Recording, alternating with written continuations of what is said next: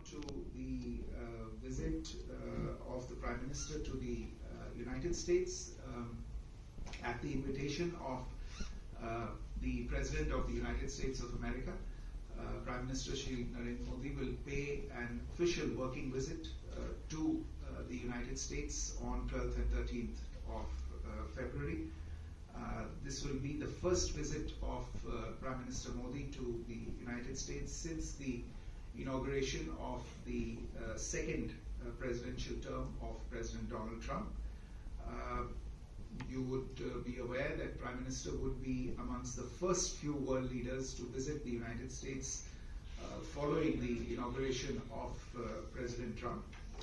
And the fact that the Prime Minister has been invited to visit the US within barely 3 weeks of the new administration taking office shows the importance of the India-US partnership and is also reflective of the bipartisan support that this partnership enjoys in the United States. And the visit will be a valuable opportunity to engage the new administration on all areas of mutual interest.